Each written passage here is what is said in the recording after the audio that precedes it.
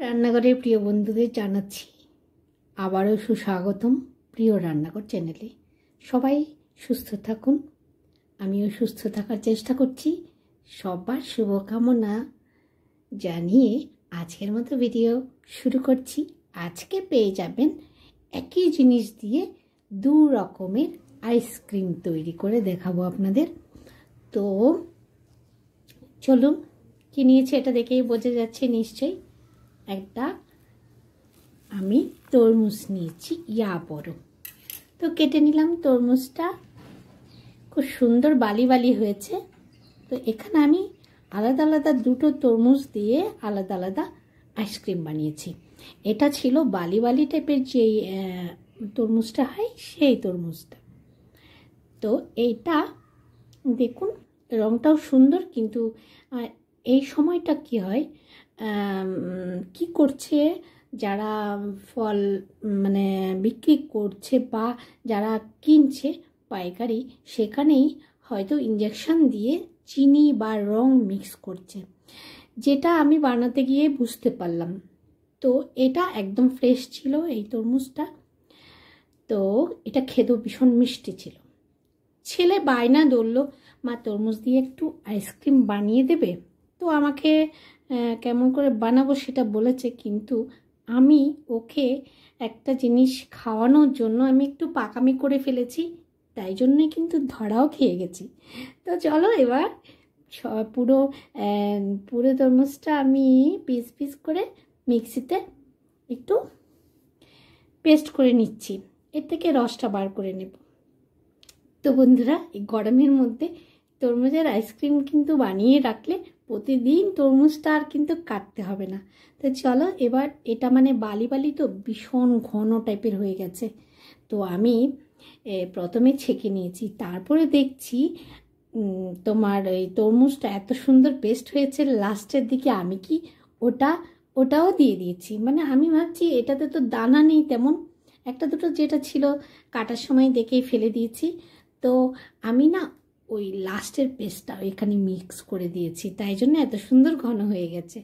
তো এগুলো তো ধরো আমরা তো বিক্রি করতে যাচ্ছি না, ঘরের মধ্যেই খাচ্ছি, কিন্তু আমার ছেলের সেটা পছন্দ হলো না, কেন দিলাম।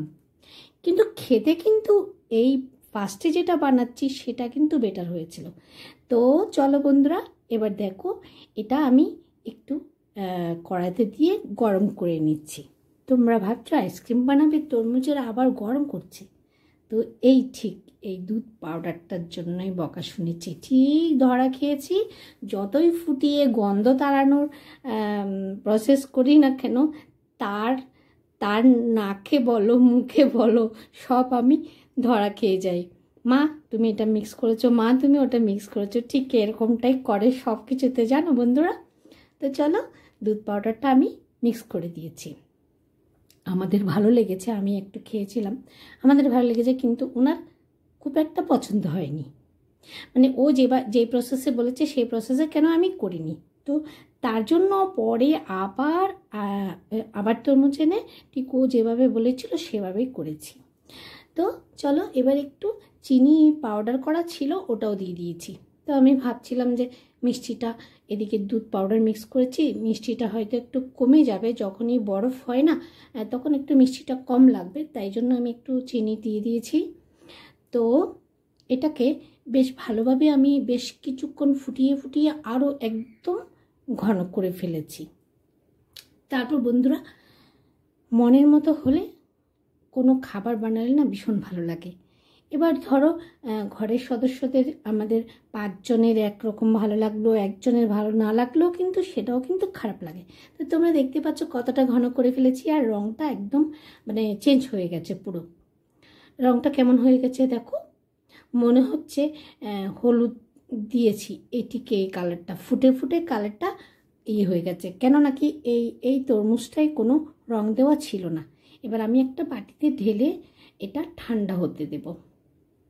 ঠান্ডা হওয়ার পরে কি করছি তারপর বন্ধুরা দেখতে পাবে। তো চলো বন্ধুরা, আজকে আমার ভিডিওটা যদি ভালো লেগে থাকে তাহলে কিন্তু আমার চ্যানেলটাকে সাবস্ক্রাইব করে কিন্তু বেল আইকন প্রেস করে রাখার অনুরোধ রইল। আর ভালো লাগলে বেশি বন্ধুদের কাছে শেয়ার করারও কিন্তু অনুরোধ রইল। চলো, এই বাটিটা আমাকে ও কিনে দিয়েছে, মানে ছেলে আইসক্রিম বানাতে বলেছে। আমি বলছি আগের বাটিটা নষ্ট হয়ে গেছে, তো মানে এই কুলফি মেকারটা সে দেখি একদিন আমাকে বলছে, মা তোমার জন্য একটা জিনিস নিয়েছি। আমি বলছি কী জিনিস? তো দেখালো আর কি। যাই হোক, এবার পরে যে তরমুজটা দিয়ে করছি সেটা দেখো, সেটা দিয়ে সেটা কিভাবে করছি সেটাও দেখো। লাস্টে ফাইনালি দুটোই দেখাবো। তো এখন আরেকটা তরমুজ এনেছি, এটাতে এটার জলটা কিন্তু পাতলা একটু, আগেরটা কিন্তু একটু ঘন ছিল, বালি বালি টাইপের, যেহেতু ওটা একটু ঘন হয়েছিল। এটা কিন্তু লাল টকটকে ছিল ভেতরটা, আর হচ্ছে পাতলাও, একটু রসটা পাতলাও বেরিয়েছে। চলো, হাঁড়িটা খুব পছন্দ হয়েছে, এত সুন্দর একটা হাঁড়ি পেয়েছি, তো ওটা ওই জন্যই ওটাতেই মানে ব্যবহার করতে ভালো লাগছে আর কি। চলো, এবার এটা আর দেবো না, এটা ফেলে দেবো এবার, মানে ঘন যেটা বেরিয়েছে উপরে ওটা ফেলে দিয়েছি, শুধু জলটাই নিয়েছি, মানে তরমুজের একদম জুসটাই শুধু নিয়েছি।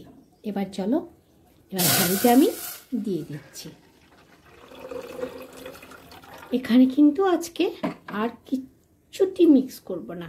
ও ঠিক এভাবেই বলেছিল যে মা, তুমি যদি ডাইরেক্ট তরমুজের রসটা যদি আইসক্রিম বানাও তাহলে একটু বরফ বরফ হবে আর একটু পানসে টাইপের হয়ে যাবে, তুমি যদি একটু ওটাকে জাল দিয়ে যদি ঘন করে দাও নিশ্চয়ই ওটা খেতে আরও ভালো হবে। তো দেখলাম হ্যাঁ ঠিকই, তো পরের বার ঠিক ও যেভাবে বলেছিল সেভাবেই করছি। তো এইটাতে না, এই তরমুজটাতে জাল দেওয়ার সময় আমার মনে হচ্ছে এটা রং দিয়েছে। সাইডে যেগুলো দেখতে পাচ্ছ ওইগুলো কিন্তু রঙের মতোই সাইডে সাইডে একটু মানে ফেনা ফেনা টাইপের হয়ে গেছে, আর মাঝখানটায় পুরো সাদা জলের মতো হয়ে গেছে। দেখতে পাচ্ছ, রঙটা দেখে বোঝা যাচ্ছে। তো অনেকটা ঘন করে নিয়েছি, এবার এটাকে আমি ঠান্ডা করে নেব। ঠান্ডা করে তারপর কী করছি দেখতে থাকো বন্ধুরা। তো পেয়ে গেছো না একটা ভিডিওর মধ্যে দুটো আইসক্রিম রেসিপি। তো ফার্স্টে যেটা করেছি এটা দেখো কত সুন্দর ঘন হয়ে গেছে, দেখতেই পাচ্ছ। তো এবার আমি বাটিতে এগুলো বসিয়ে নেবো। এই যে কুলফি মেকার এটা কিনে দিয়েছে, বলছে আইসক্রিম বানানোর জন্য এটা তোমাকে কিনে দিলাম। যাই হোক, তো এটা কিন্তু সুবিধেও, ওই স্ট্যান্ডটার ওপরে বসিয়ে দিলে একটা একটা মানে নিয়ে যখন খুশি তখন একটু ভিজিয়ে খাওয়া যায়। তো আর যেটা আগে ছিল সেটা কিন্তু মানে একসাথেই লাগানো ছিল, তো ভেজাতে গেলে সব কটাই ভেজাতে হতো। তো এটা একটা সুবিধা হয়েছে।